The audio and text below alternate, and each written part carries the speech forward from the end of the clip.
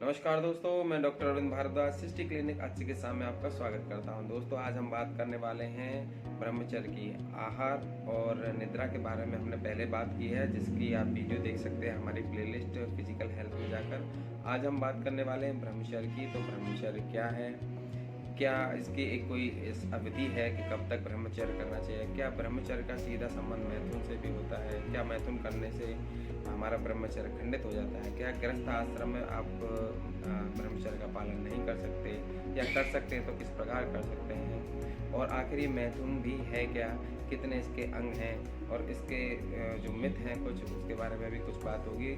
और इस वीडियो के अंत में जब आप पूरा वीडियो देख लें तो इस के बाद भी कई सारी है, क्योंकि बहुत बड़ा टॉपिक है।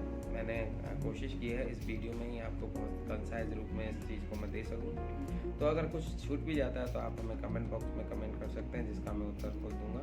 या हो सकता है आपके दिए हुए सजेशन पर मैं एक और वीडियो बनाकर उसके रिलेटेड मैं आपके सामने डाल सकता हूँ, जिससे आपको वो चीज़ें भी क्लियर हो जाए। तो आइए बात करते हैं ब्रह्मचर्य क्या है। तो ब्रह्मचर्य क्या है?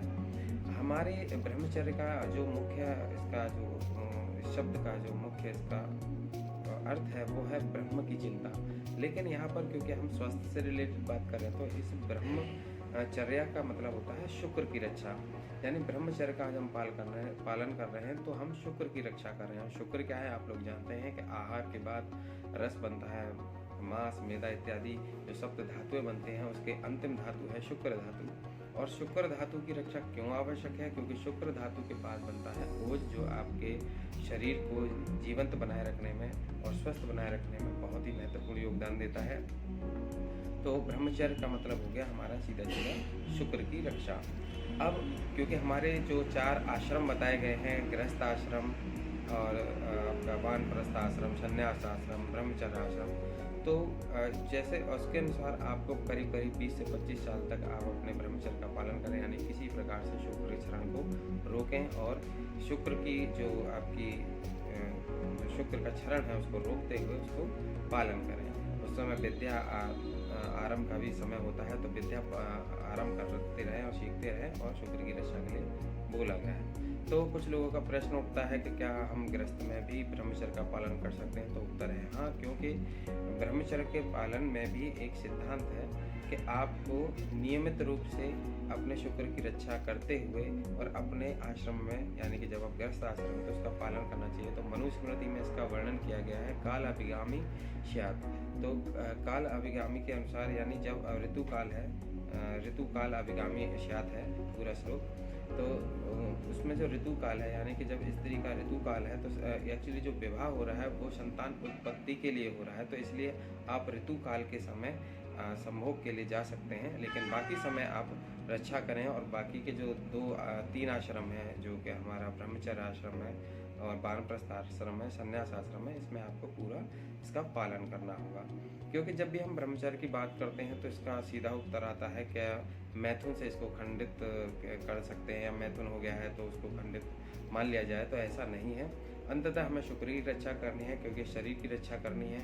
और शरीर की रक्षा इसलिए करनी है क्योंकि हम अपने जीवन का जो उद्देश्य है उसको प्राप्त कर सकें। तो आइए बात करते हैं मैथुन के बारे में, क्योंकि अक्सर लोगों के मन में रहता है कि मैथुन एक क्रिया है। असल में क्रिया के अलावा भी इसके कुछ अंग हैं। इसके 8 अंग बताए हैं याक वल्कल्य स्मृति में।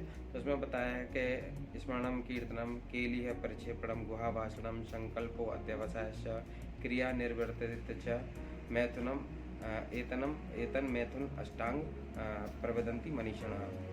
तो उसमें अष्टांग यानी कि 8 अंग बताए हैं मैथुन के, जिसमें आपका स्मरण करना हो गया, उसके बारे में बार बार बात करना हो गया, कीर्तन करना हो गया, स्त्रियों से एकांत में बात करना हो गया, और स्त्रियों के श्रृंगार को देखना, उनकी आकृतियों को देखना, उनके बारे में सुनना, अपने बीते हुए समय के बारे में आपको याद करना, और आने वाले भविष्य में भी इस तरह की प्रक्रिया को आप बार बार स्मरण करते हैं और इसका बार बार अभ्यास करते हैं।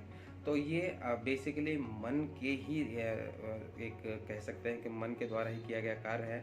हालांकि फिजिकली वो उतना नहीं हो पा रहा है, तो अब हम सिर्फ फिजिकली इंटरकोर्स की बात करें तो ये सिर्फ एक मैथुन का एक छोटा सा पार्ट है, बाकी 7 पार्ट और होते हैं। तो असल में हमें मन को ही ठीक रखना है कि हम इसके बारे में कीर्तन, स्मरण इत्यादि संभाषण ना करें। तो आप इस तरह से मैथुन को वर्जित कर सकते हैं और ब्रह्मचर्य का पालन कर सकते हैं। इसलिए मनुष्यों के लिए बताया गया है कि आप अगर संभोग भी करें तो रात्रि के समय करें, और जो दिन का समय है हमारा, जो हम कार्य करते हैं, तो उस समय इन 8 मैथुनों से बचना होता है। तो अगर आप इस तरह से अपनी दिनचर्या को रखेंगे तो आपका जो ब्रह्मचर्य का पालन है वो मान लिया जाता है।